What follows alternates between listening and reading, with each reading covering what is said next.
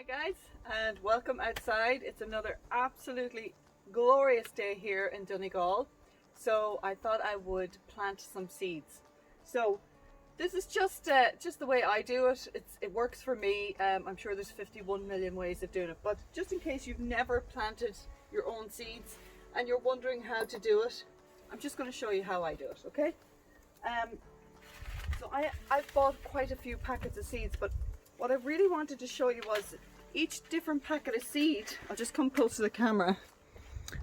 Each different packet has a different way of showing you how to plant.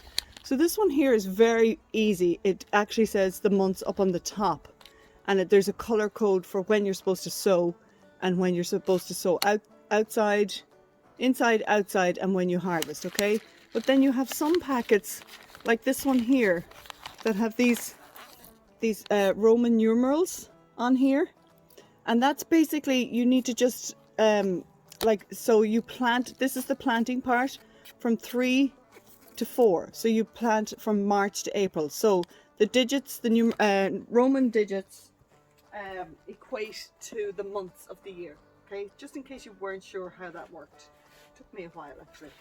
So I have my seed trays here, and so I'm just going to plant some in seed trays, because when you start off you're going to have a lot of seeds and they're going to be teeny tiny, so they'll take up a lot of space if you put each seed that you plant into one of these things.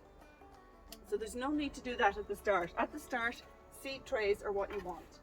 And if you see over here, I have bought a special kind of compost which is called seed and cutting compost, which is really good, and it's especially, I don't know actually what the science of it is, but it is especially produced for helping seeds to germinate and grow. Okay, so this is has just come into Lidl this week, so if you try and grab as many of them as you can, because you'll be surprised how much of this stuff you need if you want to grow quite a few seeds, and especially if you want to up plant as well.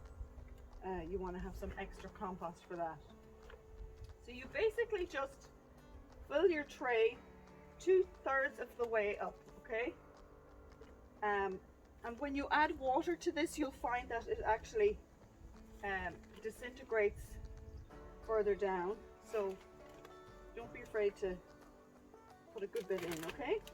So now we have our tray fairly full up. I'm going to add some water to that, and just fairly liberally spread the water around, because don't forget your compost is dry, it's not moist. Okay, so we'll just mix that around there.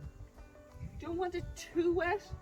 If your seeds are too wet, they will rot. Okay, so just enough so that you can move the soil around, and it becomes, every particle then becomes moist, not soaking wet.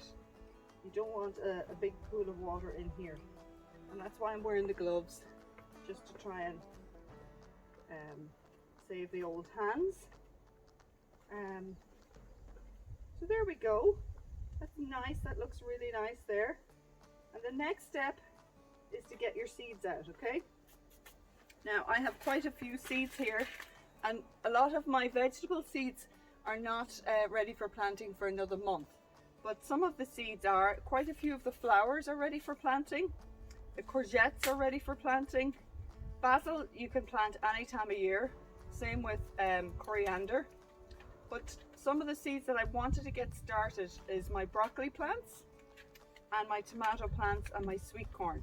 Sweet corn takes a long time to germinate, so that's why I want to get that started today.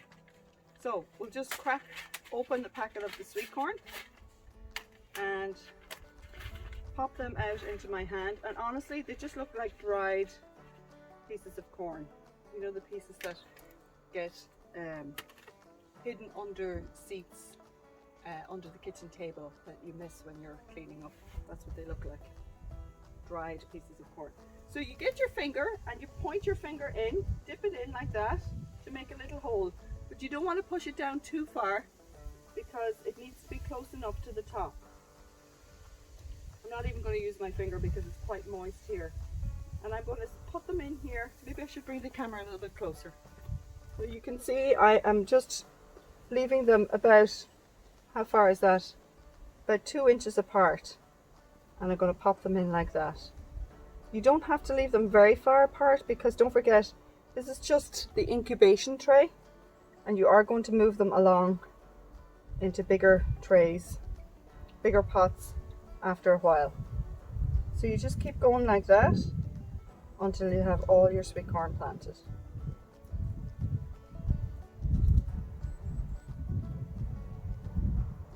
And when you have that all done, you want to cover over the top with another layer of compost just to cover all your seeds. Now I have a few left over here.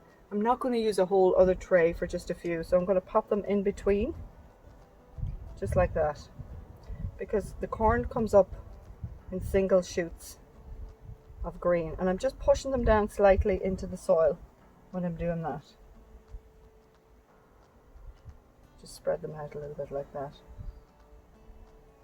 When you're planting seeds, it's a good idea to plant a tiny bit extra than you think you'll need, because not all your seeds will germinate. And now I'm just going to put another layer on the top like that.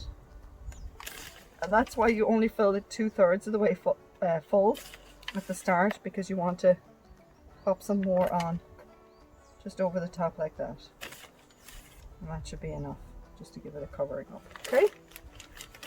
Now what I usually do at this stage is I use just a kid's water bottle, because I don't want too much. Like if you're using your jug, it ends up actually drowning out your seeds, and you don't want that. So I find this gives me a great control over the amount of water that I use. So just, isn't it lovely to see the bees out again? Today is the first day I've seen bees, especially around the primroses that I planted yesterday. So that's just giving it a nice moist look. I'll just pop the camera back out again. So the final thing we want to do is mark our seeds, because you think you will remember what you've planted in each pot, but honestly after a while you won't have a clue. If you can get your hands on some of those you know, the wooden lollipop sticks or ice pop sticks, they're brilliant for marking your seeds. I'm just going to use a plastic disposable knife that I happen to have, because I find it's good to mark. I'm just going to write on here sweet corn, and it's really good to write the date that you planted it on, because then you can remember the progress that it's making. And just pop that in to the side like that. So guys, I hope you get a chance to do planting like this. It's really, really simple. If you're going to do something like your tomato seeds, you don't need to spread them that far apart. And when you have a packet of tomato seeds, you end up with an awful lot, way more than you're going to use in a packet. So it's a good idea to team up with somebody and share seeds together. What else do I want to tell you? The other thing is, these guys here are great as well for keeping your... What I could do now is plant maybe 7 or 8 seeds, tomato seeds, in one pot, and then I'll upplant them later on. And I'll do a video later on when it's time to upplant like that. Forgot to mention, you want to put these inside in your house now. It's too cold to leave your seedlings outside. So you want to put them inside, preferably if you have a conservatory or a front porch that gets lots of light. If you don't, just use your windowsills, or if you have a patio door down at the bottom of your patio door.